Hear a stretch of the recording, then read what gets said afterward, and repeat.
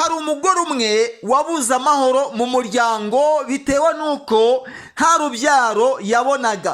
Kuva ashakana n'umugabo we ntabwo yigeze abyara. Yabuze amahoro muri uwo muryango, abura umunezero muri uwo muryango.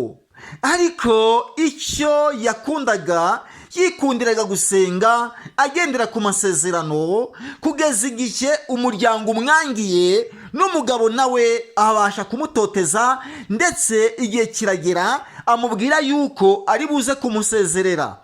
Umunsi ari bumusezerereho, umudamu yagiye mu rusengero, ibyifuzo bye abitura Imana, maze Imana iramwumva.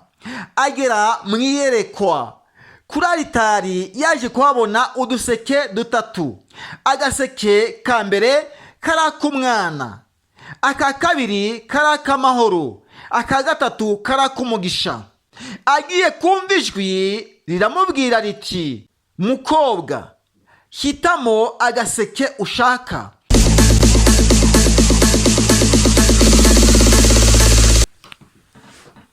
Muraho neza nshuti bakundwa, nishimiye cyane kongera kubonana namwe mu kiganiro cyacu. Mbahaye ikaze kuri channel yacu, channel Holiness TV. Amazina yanjye ndi Pastor Jonas uzabakiriho. Niba ari ubwa mbere ugeze kuri channel Holiness TV, ndagusaba gukora subscribe kugira ngo ibiganiro bizajye bitegurwa bijye bikugereraho ku gihe. Nawe wakoze subscribe, Imana iguhereze umugisha. Mbere yuko twakwinjira mu kiganiro cyacu cy'uyu munsi, tubanze twiragiza Imana.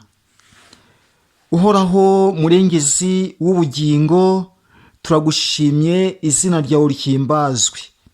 Ni wowe utanga ubuzima, ni wowe utanga amahoro n'umutekano, ingo zigatera imbere, abashyamiranye bakabona umutuzo. Urugo rwubakiye kuri Kristo rugiramo amahoro, rukagira ubuzima bwiza. Abitegura gushinga ingo, ndabasengeye bazubakire mu bumwe no mu rukundo, bayobowe n'ijambo ryawe. Iki kiganiro tugiye kuganizwa, tuyoborwe n'umwuka wawe wera. Ni mu izina rya Yesu Kristo Mwami wacu, amen. Iki kiganiro cyacu cy'uyu munsi kiravuga giti, urugo rwubakiye kuri Kristo rugira amahoro. Nshuti mwene data, niba ushaka kugira amahoro mu rugo rwawe, reba iyi video uyirangize, iraguhereza ishusho y'uburyo ushobora kubaka urugo rwawe, rukaza gushinga imizi, rukayoborwa na Kristo Yesu. Hari imiryango myinshi ibura amahoro, ariko ikibazo si uko babuze amafaranga, ahubwo muri byose usanga ari ibibazo biza byisukira kuri uwo muryango, bitewe n'uko batabasha kubakira kuri Kristo. Ntabwo Kristo ayobora ubuzima bwabo. Ikibazo gikomeye ni uko Kristo adahabwa umwanya uhagije mu rugo. Mu gihe habonetse amakimbirane, abenshi usanga bihitiramo ibyo bagomba kuba bakwikorera, aho kugira ngo babashe guhitamo kwakira Yesu Kristo, abashe gucunga ubuzima bwabo, aho ugasanga bahisemo kwigira online. Bishaka gusobanura iki? Urugo iyo rwagezemo amakimbirane, umugabo n'umugore ntibabashe kuba bashyikirana, ahanini usanga umugabo yihitiramo kwigira kuri WhatsApp, kuri Facebook cyangwa n'izindi mbuga nkoranyambaga, aho akumva yuko ariho yaruhukira umutima. N'umugore nawe nuko ajya kwandikira bagenzi be kuri WhatsApp kugira ngo aruhuke umutima. Ariko by'umwihariko si cyo gisubizo. igisubizo nyamukuru nuko bakagombye kwakira Yesu Kristo akayobora urugo rwabo, ubuzima bugatera imbere nk'uko abandi babashije kuyoborwa na Kristo, ubu ingo zabo zikaba ziri ku rugero rwiza. Ahanini ingo nyinshi zagiye zisenyuka bitewe no kutayoborwa na Yesu. Aho kuyoborwa na Yesu Kristo, ingo ziri kuyoborwa n'imbuga nkoranyambaga, niho bari gukura ibisubizo byo kugira ngo biheshe amahoro. Iyo ntabwo ariyo nzira nziza yatuma ubuzima bw'urugo bubasha kugira amahoro. Ahanini usanga ari intambara ziri kurushaho gusukiranya mu ngo zabo. Ugasanga umugabo yakeneye umugore, umugore yibereye kuri WhatsApp. Ugasanga umugore yakeneye umugabo, umugabo yibereye kuri WhatsApp. Amakimbirane akarushaho gukuza umurego bitewe n'uko umwe muri abo bombi yabuze uburyo yabasha gushyikirana nawe ngo aze kumusaba imbabazi, ahubwo ugasanga mugenzi wundi yibereye muri bya bindi bamwe bakunda ariyo nzira yo kubaganisha mu kwihesha umutekano kandi atari umutekano nyawo. Bene data, mwari muzi yuko y'Imana yitari hagati mu rugo haboneka intonganya n'amakimbirane? Kubabarira ntabwo bibasha kuharangwa, bityo urukundo rukaza kugabanyuka. Kubaka urugo kuri Kristo si amagambo gusa. Oya, kubaka urugo kuri Kristo si amagambo gusa, ahubwo hagomba kuboneka gusenga, umuryango ugasengera hamwe nk'umuryango koko wubakiye kuri Kristo, cyangwa ushaka amahoro abonerwa muri Kristo Yesu. Bityo amahoro araboneka hahandi hari amakimbirane akabasha gucogora, hahandi hari urukundo rukeya rukabasha ahubwo kwiyongera bitewe n'uko bahisemo ikintu cy'ukuri cyo kwegera Yesu Kristo nk'umwami n'umukiza, bakabasha gupfukama, bakabasha gusenga, bakabasha gufata umwanya wa mbere wo kwegera Kristo Yesu, agacunga urwabo, akababera umwami n'umukiza, bityo urugo rwabo rugatera imbere. Icyo rero nicyo kibura mu ngo zifite amakimbirane muri iki gihe cya none. Ahari amakimbirane, Satani niho yibanda kugira ngo abashe kubishimira hejuru. Yego nibyo koko, kubaka urugo kuri Kristo ntabwo ari ugutera waraza, ahubwo hagomba kuboneka gusengera hamwe nk'umuryango koko, basoma ijambo ry'Imana, kubabarirana no gukundana bikabasha gutera imbere. Gushyira Imana imbere mu byemezo byose bikaba ikubitizo rya mbere muri bo, kuko iyo Kristo ahawe umwanya wa mbere mu buzima bw'urugo, haboneka amahoro, haboneka iterambere, haboneka umunezero, haboneka ibyiringiro birambye by'uko ejo bazaba bameze, haboneka ibyiringiro birambye, ndetse ukwizera kwabo kukabereka uko imbere hazaba hameze mu iterambere ry'urugo rwabo. Dore ibiranga urugo ruyoborwa na Kristo Yesu. Ahanini urwo rugo rurangwa n'amahoro arambye, urukundo nyakuri, ubumwe mu muryango bukabasha gutera imbere, imigisha itemba nk'uruzi mu muryango ikabasha kuganza.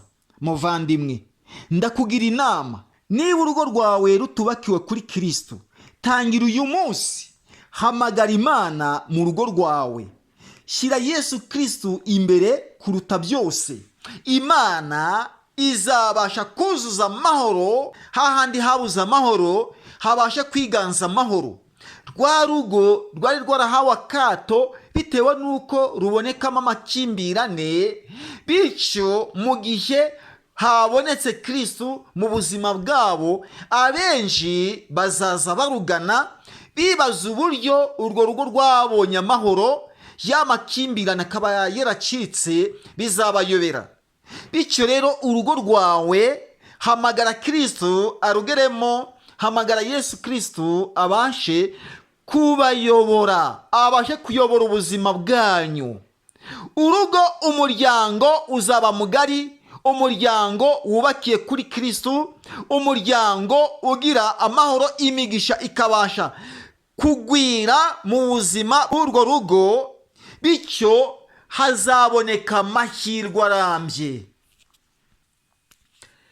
Hari ibituma rero umuntu abura amahoro.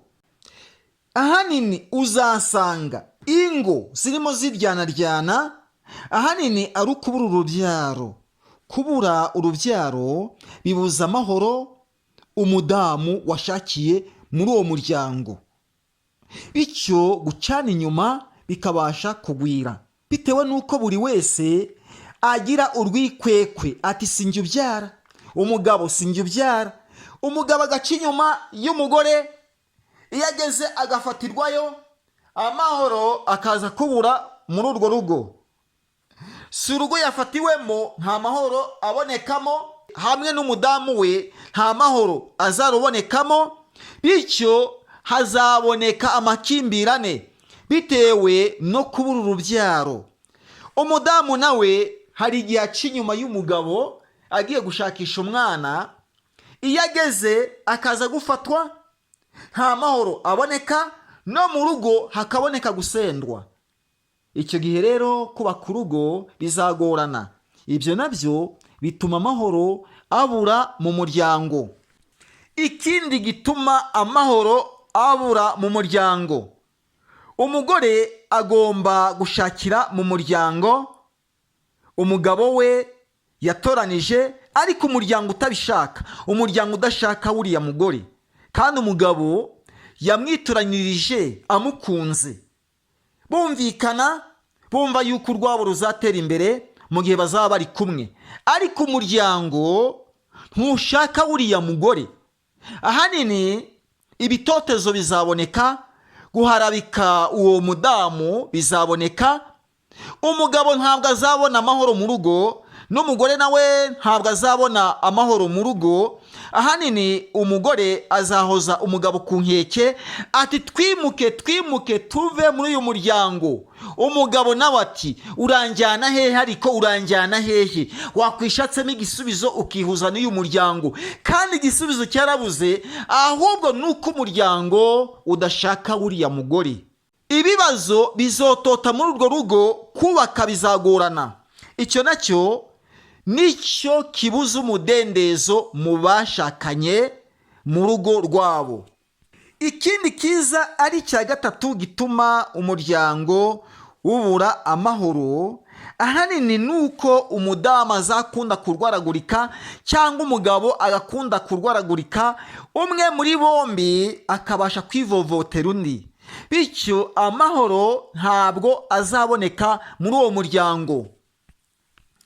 Nshuti bene data kandi inshuti bavandimwe, tumenye neza yuko nta handi twabonera amahoro uretse kwibera muri Yesu, tukubakira muri Yesu, Yesu akaba muri twe, natwe tukaba muri we, bityo amahoro akaza kudendeza mu buzima bwacu bwa buri munsi. Saba Yesu abigufashemo, urabona amahoro arambye. Ngwino ugere kuri Yesu Kristo uciye bugufi, maze ubashe kumwemerera ature muri wowe, mwemerere ategeke ubuzima bwawe. Hari umugore umwe wabuze amahoro mu muryango bitewe n'uko nta rubyaro yabonaga. Kuva ashakana n'umugabo we ntabwo yigeze abyara. Yabuze amahoro muri uwo muryango, abura umunezero muri uwo muryango, ariko icyo yakundaga, yikundiraga gusenga, agendera ku masezerano, kugeza igihe umuryango umwangiye, n'umugabo nawe abasha kumutoteza, ndetse igihe kiragera amubwira yuko ari buze kumusezerera. Umunsi ari bumusezerereho, umudamu yagiye mu rusengero, ibyifuzo bye abitura Imana, maze Imana iramwumva. Agera mu iyerekwa, kuri aritari yaje kuhabona uduseke dutatu. Agaseke ka mbere kari ak'umwana, aka kabiri kari ak'amahoro, aka gatatu kari ak'umugisha. Agiye kumva ijwi riramubwira riti, mukobwa, hitamo agaseke ushaka, uhitemo kamwe, ntuhitemo tubiri cyangwa se dutatu. Umukobwa ari we mudamu w'umugabo bari barabuze umwana, yabashije kwibaza, aribaza ati, kariya kibo ka mbere ni ak'umwana kuko mbuze umwana. Ese nintoranya kariya kibo by'umwihariko ko mbuze amahoro mu rugo, nibwo nzabona amahoro? Kariya kibo ka kabiri ni ak'amahoro. None ko nta mwana mfite ariko nkaba narabuze amahoro mu rugo, by'umwihariko ntore kariya kibo k'amahoro cyangwa se ntore ak'umugisha ariko ka gatatu. Umudamu arisubiza aravuga ati, njye icyo nkwiriye ni amahoro. Yaje gutoranya kibo k'amahoro, ka kibo yakajyanye imushyira, akarambika ku musego w'igitanda cye. Yagiye kubona ari mu iyerekwa, abona kibo k'umwana kaje kari gutabaza ati, nabuze amahoro yanjye, nabuze amahoro yanjye, nabuze amahoro yanjye. Gaseke karimo umwana kavuyeho kari kagenda gatabaza kagira gati, nabuze amahoro yanjye, nabuze amahoro yanjye, nabuze amahoro yanjye.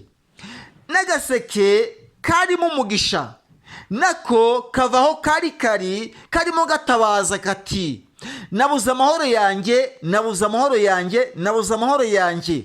Twa duseke twombi, agaseke karimo umwana n'agaseke karimo umugisha, twose twagiye dutabaza kugeza igihe tugereye ku gaseke karimo amahoro.